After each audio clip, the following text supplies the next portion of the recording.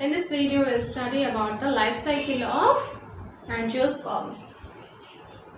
We see the life cycle of angiosperms. This is a flowering plant. It consists of reproductive parts such as reproductive organ, that is a modified shoot, which is flower is nothing but the modified shoot which acts as a reproductive organ. It consists of two reproductive organs, that is a male reproductive organ and female reproductive organ for sexual reproduction. In this, the anther is the male reproductive organ and stamen is the male reproductive organ and pistil is the female reproductive organ. This stamen consists of filament and anther, whereas the pistil consists of ovary, style, stigma are present. This anther is the pollen bearing part, we call it as, because inside the anther there are microsporangia are present. Those microsporangia consists of microspore mother cell that undergoes meiosis and develops microspores, which are haploid condition. Those microspores are nothing but pollen grains. Those pollen grains consist of male gametes. And if you see the female reproductive organ we call it as pistil. It consists of ovary, style, stigma. In this ovary, ovules are present. These ovules are also called as megasporangia. Ovules are also called as megasporangia. That megasporangia or ovules, the mass of the ovule, the body of the ovule is called as nucellus. That nucellus, it consists of so many cells. In that, one of the cell will act as a megaspore mother cell that undergoes meiosis and forms 4 megaspores. Out of the 4, 3 gets regenerated, non-functional. Only 1 megaspore is the functional megaspore that undergoes repeated mitosis and developed 8 nucleated embryo sac or 8 nucleated female gametophyte is formed. How many nucleated? 8 nucleated embryo sac or female gametophyte is formed. Now this female gametophyte is ready and the male gametophytes are ready. Now the fusion need to be happened. So what happens? The anther consists of these pollen grains, right? During this time, the pollination takes place. That means the pollen grains from the anther to the stigma, the transfer of these pollen grains from the anther to the stigma is called as pollination. So for this pollination, there are so many agents will act, like air, water, insects, animals, birds, like this. There are so many agents will act as a pollinating agents. By means of any one agents, the pollen grains will reach us to the stigma.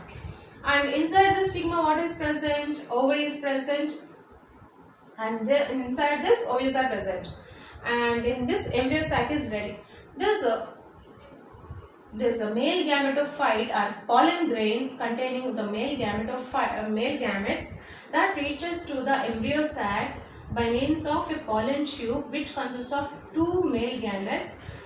By means of pollen tube that releases its male gametes into the egg apparatus. It consists of embryo sac consists of egg apparatus towards the micropylar end. Those egg apparatus, one of the male gamete fuses with egg cell and form the zygote. The zygote is formed, and another male gamete fuses with the secondary nuclei and form the embryo sac, which will be helpful for the development of embryo, which gives nourishment for the developing embryo, the endosperm. Then the zygote is formed, which is diploid in condition. That zygote develops into embryo by repeated mitosis. It develops into embryo, which will later develops into, from this the seeds will be formed, and then that will germinate and produce a new plant. Like this, the life cycle of the angiosperms occurs in this. This part, sporophytic part is this part is called a sporophytic part, and this gametes fusion part is there. Now this is called as gametophytic part. With this, we have completed the life cycle of angiosperms. Now you see what are the important things we are obtaining from the angiosperms. The first one is the food. So we are eating the food, right? That food, majority of the food we are eating day-to-day life, they are obtained from the flowering plants only. Mainly the major source of the food, like cereals we are eating daily, like wheat, rice, oak, oats, all these are obtained from the flowering plants. And vegetables and fruits are also obtained from the flowering plants only. Potato, carrot and all these are the flowering plants only. And we are using the edible oil, cooking oils, right? Those edible oils are obtained from the groundnut, mustard, sunflower, coconut. All these belongs to angiosperms plants.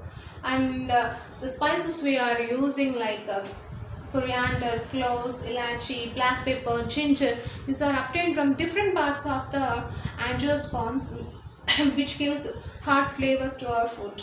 And beverages like coffee, tea, cocoa, these beverages are also angiosperms only. And there are so many medicines developed from the angiosperms like quinine. Quinine is an anti-malarial drug which is used for malaria treatment purpose. Belladonna, ashwagandha, these are the angiosperm plants only. Timber.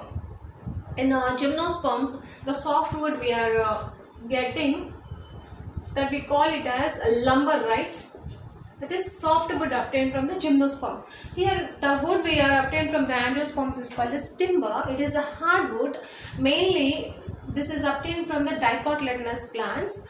And examples for these dicotyledonous plants which are giving the timber are teak, oak, sandalwood, etc.